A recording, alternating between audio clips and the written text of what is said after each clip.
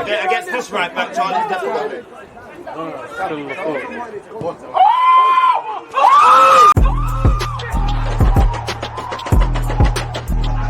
There's always just that active red line defenders. I think it's like.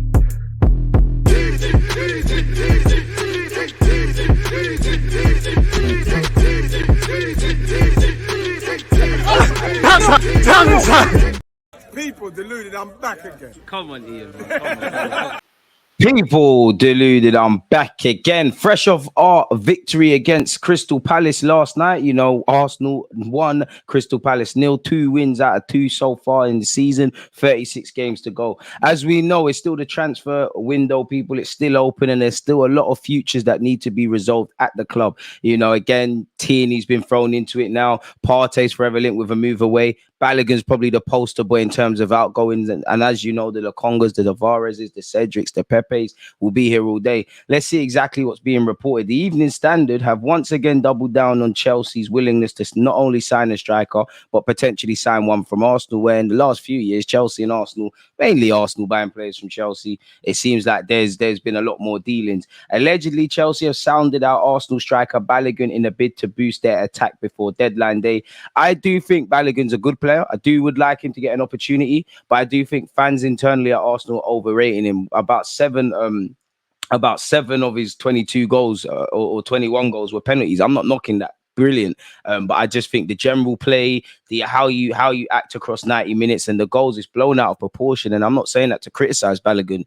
Great loan spell, wonderful player with a good future ahead of him. But ultimately, those that are making out it's make or break at this football club if Balogun gets an opportunity or not, they're going to be the first to attack the guy when he's not doing certain things. If Arsenal can get an important fee, fair enough. If it's Chelsea with the money they've spent and us maybe needed to learn from Manchester City, you don't want to strengthen quote unquote rivals. So if we want 50 million, Chelsea are best place to play that. Apparently they pay that. Apparently they've spoken to his reps. Get it done then. I'd prefer to sell him abroad. I'd prefer to sell him to anywhere else. But apparently he's been sounded out, people. Apparently the 22-year-old is being considered by Chelsea after Mauricio Pochettino's side failed to create any clear-cut chances in their 3-1 defeat to West Ham, and they did. But is Balogun good enough to really bear the brunt of carrying Chelsea and scoring the goals on their shoulders? I mean, he's young, he's American. Obviously, there's resale value. Learning from Poch playing in the Prem, it makes sense. But he's only done it for 1 year. We all know the striker market is probably on the floor. They have got Jackson Martinez. Is there much that separates them two at this moment in time, regardless of what they did at previous clubs? I don't know. Apparently, Arsenal are aware of Chelsea's interest and want around 50 million for their striker, who is out of contract in June 2025. Apparently, Monaco have already had a £34 million bid rejected for Balogun, while again, Fulham are considering him among a list of targets, people, to replace Mitrovic, who joined El Hilal over the weekend. Chelsea are weighing up different types of forwards to improve Pochettino's attack after missing out on Elise. They've also been linked with Kudus, Brocolo of Lyon, who's a very good player, and Brennan Johnson. Not sure how that improves them. They've obviously still got Broya and Jackson on the books, people. So we'll have to see exactly what happens. And they've also got a Konku, really. Lokonga's been linked with Brighton. Let's get that done before they can change their mind. They're trying to sign Baliba. I can't pronounce the 19-year-old name, but the midfielder at Lille. Apparently, Arsenal, Man United have all scouted him as well. Very decent player, and you can see why Brighton would want to sign him. Apparently, according to the Daily Mail via TalkSport, people, Brighton have reportedly turned their attentions to acquiring Albert Sambi Lokonga after talks with Lille's Carlos Baliba has stalled, people. Allegedly, people. Respectfully to Brighton, if you're not taking him permanently, forget about it, because, you know, whatever Brighton put in the waters of their talents, you know, Brighton hopefully could get a tune out of Lokonga. And to be fair, if he went out on loan without a purchase option, if he does play well at Brighton and perform under De Zerbi and what Brighton are doing, then he either can be reintegrated into Arsenal, which saves us a bit of money, or he could be sold for a higher price. Again, I would like him off the books if he's not going to be a part of this. Hasn't pulled up any trees at Arsenal or Palace on loan. But according to TalkSport, and let me know your thoughts, don't forget to smash the like button. The 23-year-old is now being pursued by the Seagulls, who will be looking to bring the Belgium to the Amex initially on loan. He has been linked with Monaco, has been linked with Burnley, and now Brighton, but at this moment in time, he hasn't gone anywhere. Apparently, despite joining us in 2021, people, you know, he's still not in the plans of Mikel Arteta, and he only played 9 times last season for Crystal Palace. We all know Vieira, the manager who brought him in, was sacked Roy Hodgson wasn't too keen on him. After, you know what, it's disappointing because I think he started initially at Crystal Palace quite well.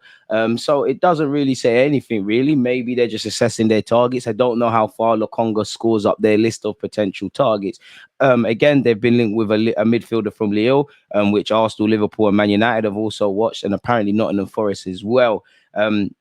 90 Minute understands that Brighton are in talks with Arsenal over a loan deal for Lokonga, with the Europa League qualifiers potentially looking to add both central midfielders as they prepare to compete on multiple fronts. So we'll have to see that. But you do have Milner, you do have De Hoot, and a bunch of other midfielders. So it's not a case of Lokonga's going to be given any assurances. You're going to have to go and try and show your ability, really and truly. But talks is a good step in the direction. It doesn't say medicals, fees agreed. So there's a long way to go on the Lokonga front. Allegedly, we're plotting a move for Ivan Ferguson in 2024. Brighton have sold a lot of players. I believe they're going to want to hang on to a few now to try and, not only qualify for the Europa League for a couple of seasons, but go beyond that. They're cash rich. Tony Bloom's difficult to deal with.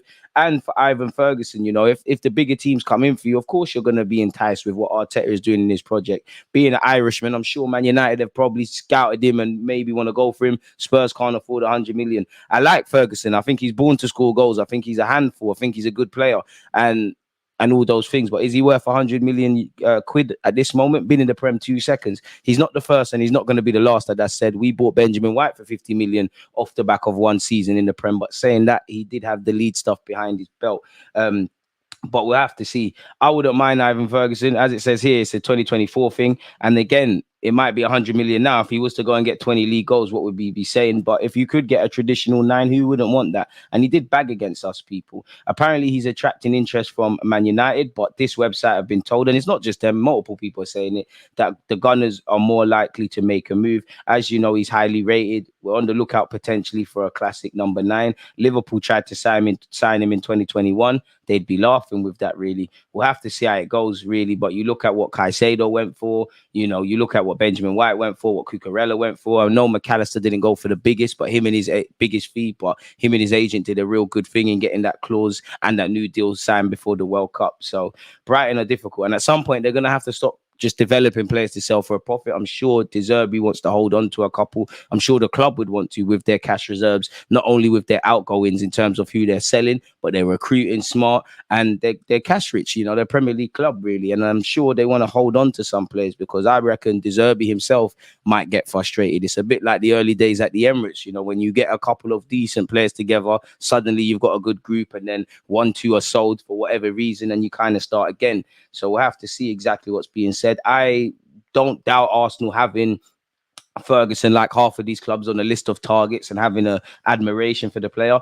But I mean, football transfers, I don't know if this is the most credible source. Also, these were the same people that were saying we're going to get Mbappe and Tchouameni. It's not just them reporting this, but we'll have to see. It is silly season. We've gone over this, but apparently Arsenal are plotting a surprise move to sign Pedro Neto. We are considering a return for a long-term target this summer. Again, could he be available for significantly less than the 50 million we was allegedly quoted last summer? I don't know. It's believed the Gunners are monitoring the 23-year-old Wolves star situation as he makes a steady comeback from yet another long-term injury. A well-placed source has told Football Insider that Arsenal will be in the market for another winger in the off-season as they target backup for Bukayo Saka. As we know, injuries are one thing with Pedro Neto. He hasn't got the most eye-catching of output, but if Arteta can get a tune out of a player you tried to sign, why not? Let me know your thoughts on Pedro Neto, on Balogun, on Lokonga so far, people, and also Mr. Ferguson. Again, Romano has said that Sambi Lokonga is an alternative option for Brighton, but that just tells you that they're trying to get this man first. If they can't, or if things change, they'll revisit things. As you know, Gabriel's been linked with a bunch of clubs, as he always is. He's been linked with a move to the Middle East in the last 24 hours. Romano has said, people, he's not for sale despite links to join the Saudi side, who apparently have to sell one foreign player to bring one in. Apparently, Arteta confirmed after the game, out of the 11 due to numbers, nothing at all. It was just about the games that we were expecting. Trust me, Gabriel is going to play a lot of games.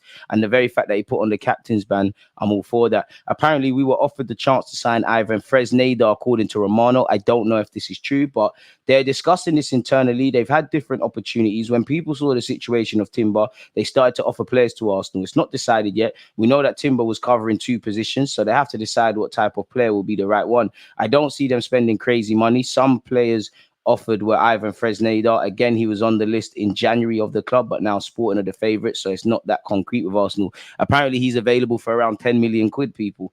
So I have to see at 18 years of age, I'm sure Arteta can get a tune out of him. He did do an interview in January how he's got an admiration for Arteta. Romano has also played down reports once again about Partey leaving. It would be silly to let Partey go unless you're bringing in someone better than him, people. Apparently, 3 weeks ago, Arsenal rejected approaches for Partey from Saudi clubs for around 30 to 35 million, said Romano. Arsenal said it was impossible to accept that kind of money. They wanted more than 45 million euros to let Partey leave the club. So I don't really see this as a realistic opportunity for any club at the moment. I don't see Fenerbahce paying that money, and of course Arteta is very happy with Partey, so to change the situation, more than 45 million euros in brackets 38 million quid will have to be the fee, and we'll have to reinvest that with the market kind of going down. We all know Timber is out. We all know Jesus is still out, but it's hope he could return before the international break in September. So I don't know if Jesus will be back for Fulham. You hope he could be back for Man United in that case. Balogun's not been in the squad. He did previously have an injury, but you'd imagine seeing him in the training pictures,